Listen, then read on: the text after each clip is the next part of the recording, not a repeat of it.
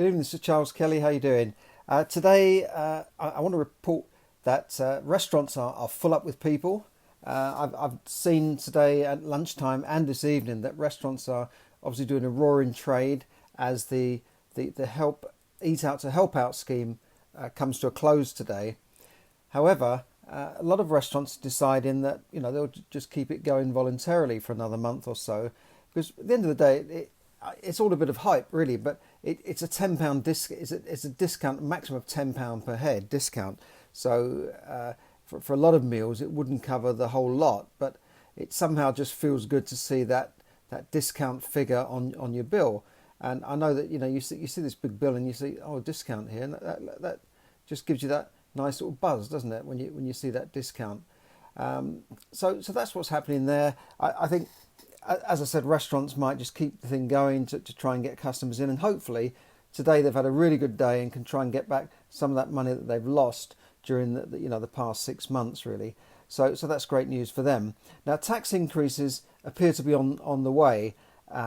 This is not surprising, really, because you can't really spend all this money and borrow all this money, and it's over 300 billion. 300 billion. I mean, well, a billion is a lot of money, right? A billion. If you're a billionaire, you can do what you like for the rest of your life, and the money will never run out for 3 generations. But for 300 of those, there's not that many more There's not many more billionaires in the world than 300. I'm sure there's less than 1,000 billionaires in the world. I read a figure of 500 a few years ago, but for 300 billion just to be borrowed and spent and to stimulate the economy and stimulate the markets, it's an incredible amount of money. It just can't go on like that. So the Sunday Times have reported that the government is about to plan increases in things like corporation tax on companies, capital gains tax, which would affect property investors who are selling properties, or share investors who are selling shares. And that's a bit of a killer, because when you've worked hard, you've taken risks, and then you sell something at a profit, and the taxman says, "Oh, thanks very much, I want my share." Think, like, what are you, like the mafia or something? It's not a big incentive, is it? Capital gains tax. It sort of disincentivizes actually working hard and doing stuff. But there you go. It's got to be paid for somehow. I think increasing income tax may be another option, but will that be very unpopular? They can fiddle with national insurance and that sort of thing, but obviously you don't want to discourage jobs, particularly at a time when they're asking companies to sort of take workers back and keep workers on and that sort of thing. The last thing you want to do is start hiking up employment taxes. I know when I was employing people, every time they put up taxes, it was a bit of a killer, and it wasn't a big incentive really when they kept putting up tax and national insurance and that sort of thing, and it didn't really help the situation. So there you go. We'll have to see how that pans out, but I wouldn't be surprised if the next budget that there'll be some tax increases, and then we'll see how it goes. Now, I heard something interesting today, that a tenant of mine, who used to be a tenant of mine, who then moved away, and then her company changed offices, but during this lockdown they've allowed her to work from home for about 5 months, and then she went on holiday to Spain, where she's from, and they allowed the work to home to continue from there. And now they're saying to her that they might let her work at home from Spain permanently, which is interesting because she's in a HMO house. So she thinks, great, well, I can save myself whatever, 500-600 a month she's paying in rent, and all the rest of it, and go home and live in Spain with her parents. And then, she said to me, I've kept in touch with her actually, so she said to me, that would enable me to save up, buy a house there, buy a little flat there in northern Spain. So that's interesting. The reason she keeps in touch is because sometimes post gets there, and I say, oh, there's a letter here, there's a parcel here, that sort of thing, because she only left recently. But that's interesting. If you imagine all of the EU workers who are office based being told, well, go home, you can work from wherever you like, wherever there's a Wi-Fi. She deals with sort of invoices and accounting and that sort of thing. So the only drawback for the company is it might be less secure. But working from home is a very good option where she could do it from literally from her home country, but that would then decrease the demand for HMO rooms. Now this comes at a time when a lot of property investors say, well, there'll be an increase in demand for rooms as maybe people want smaller places. But I don't know. It would be interesting to see what happens, because certainly if people are living in rooms near to town centres where they need to be near their workplace, so they're living in an expensive room or a little studio or a little flat, they might say, well, I don't need this anymore. If the company is going to allow me to work from home, I can live anywhere in the country, live anywhere in the world in theory, or I can go back to my parents and live there rent free and save up for a house or something. So, or just buy a bigger place outside of the city centre where there's more space and fresh air and it's safer. You've got less risk of catching anything. So that would be interesting to see how that pans out, because all of the property seminars I go to and webinars I listen to, they're telling people, buy HMO properties, buy now's the time. I'm thinking, well, if you were on my coaching program, if I was coaching you through the property journey or through money and wealth, I certainly wouldn't be telling you to go out and buy now, particularly when prices are probably at just about an all-time high still. They've had a little increase because of the stamp duty holiday, and where can they go? I don't think they're going to keep going up. A lot of experts are saying they could go down. So why would you buy now? It just doesn't make sense, particularly when the worst of the recession that we're in, I don't think has come yet. I think there's worse to come, because the end of the furlough scheme will come. That will place a lot of jobs back on the market, and the companies might say, well, we're not going to employ them anymore. I also read that Capita is a massive company that deal with lots of government admin and contracts, everything from the congestion charge to lots of payment systems and things that you might think are being run by the government have been all outsourced to Capita, set up by a former civil servant, I believe. He's made millions and millions. And now they're about to shut, or they say they will shut, a third of their offices permanently. And that's a massive blow to the world of offices. And we talked about this last week. Is this the end of work as we know it? The government are saying to people, go back to work or get your staff back into work because city centres are dying. The CBI, Confederation of British Industry, are saying the same thing. So what's going to happen? Are we going to see a major change in the way we are working, and how will that affect city centres who rely on workers to use the cafes and restaurants and pubs and bars, and, as well as things like the dry cleaners and the little shops and the hairdressers and all that sort of thing. If you go into city centres now where people work, there's always shopping centres and that sort of thing around, aren't there? There's always these things. So what's going to happen? I just don't know, because in city centres, it's not just a matter of a small office building that you can turn into 6 flats. I mean, these are like 40-storey buildings, iconic buildings, the Gherkin and the Shard and the Cheese Grater and all these iconic buildings that cost billions to build.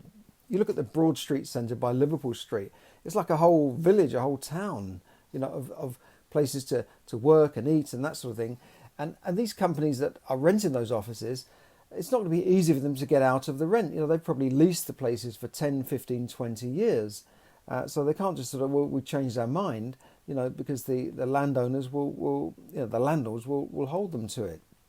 So it'll be interesting to see just what happens.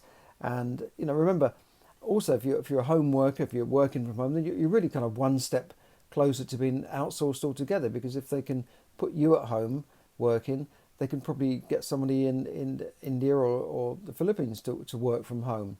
And this is because the technology to allow people to work from home has changed, and it's become much cheaper to use technology to allow people to work from home, whereas it used to be big companies, BT and British Gas and banks that needed to set up call centres in Manila and Mumbai, and it cost a lot of money. In fact, I don't think they saved that much money. The amount they spent on these call centres, and with increasing wages, and I looked into this when I was an employer and had a company. I looked into call centres. I thought, well, they're not that cheap. They wanted quite a lot of money, but it was silly. I thought, I could almost pay a UK staff for what you want, and I've got all the aggravation of dealing with you. But now you don't need that. You've got so many tools that are freely available to you, or available at a very low cost, that I don't think it's going to be long before we're going to see more white collar jobs lost as to outsourcing, as we saw manufacturing jobs lost to countries in Asia and Eastern Europe in the 80s and the 70s. So it's not great news for jobs. So the job market will change. There'll obviously be some jobs that will still be needed, and I'm sure there'll be a lot of jobs will still be growing. There's a shortage of healthcare workers. There's a shortage of nurses, but it looks like trends are happening that are going to affect jobs. AI is another thing. Artificial intelligence, the way they can get programs to do the jobs that people could only do before, like drawing up a contract, checking a contract, a lot of accounting work. That these are high-paid jobs, legal and accounting. So it's a bit scary. It's scary as to what will happen. So now's the time to maybe think about your future, tighten your belts, pay off those debts, those credit card debts, which can cripple you. And if you need any help paying off credit card debts, check out the zero interest credit card deals that are coming back now. They were withdrawn soon after the lockdown, and a lot of the deals were gone. And a lot of credit cards pulled in their cards. They sort of cancel one of my cards. You're not using the card anymore. We're cancelling it. I think I hadn't used it for a year. Suddenly, bang! The card's gone.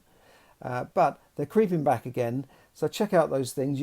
They're not completely free, because you have to pay a charge to move your money. But it might be, say, a 2% charge, 1.5% charge, and then it's interest free for maybe a year or 2 years. Some of them. So check those out. And maybe you can move your money around and then use that money that you save to pay off the capital. Don't use the card that's clear now and then go out and blow money on stuff to help the economy. You've got to think about your economy, not the economy. So there you go. As I said, so it's not great news, but the good news is you can do something about things yourself. You can tighten your own belt. You can plan your own future. And start to upskill yourself to maybe learn some new skills, to maybe get into property, for instance. If there are ways you get into property without using your own money, without buying anything yourself, there are lots of strategies you can use to get into property without using your own money. And I think there will be opportunities in property, definitely as prices fall. Certainly in the commercial world, in offices and shops, I've seen a lot of shops close, and at the moment the landlords are saying shop to rent, but how long will it be before that landlord says freehold for sale? So watch out for that. And if you need any help on that, just drop me a line. I can put you in touch with some courses, and I will be starting up my own coaching program soon to help a small number of people and mentor them through their property journey to help them become a property investor and make some money for themselves, to maybe help them quit the rat race and get out of the rat race before the rug's pulled from underneath them. So thanks for listening, and have a great evening, and enjoy the rest of it's a bank holiday in the UK, so everything's shut, but I mean, in terms of financial institutions are all shut, but a lot of the shops and, as I said, restaurants were buzzing today. So it's the end of the summer, end of the month. It's that summer of lost tourism, the billions that have been lost through tourists been deterred from travelling and stopped from travelling. So I don't know how they're going to get the money back. Fortunately, we had some benefit of staycation here. People did have their holidays in the UK, but London has really suffered. You go through London now, it's really quiet for the summer. It used to be, used to complain almost, these tourists, they're filling up all the tubes and I can't move here. But you go through London now, it's terrible. It's really, really quiet, and I don't think they'll ever get that back. Obviously, they can have good years in the future, but once you lose something, it's gone, isn't it? That income is gone. So I do feel for the people in travel and tourism. So there you go. That's the end of the month, end of the summer. We're into September tomorrow, and let's hope for better news ahead, and hope that we can get rid of this coronavirus and get people back to work. I know schools will be coming back. this week. Universities hopefully will be going back soon, and I hope more people will go back to work in their offices. So thanks for listening and have a great evening. Bye for now.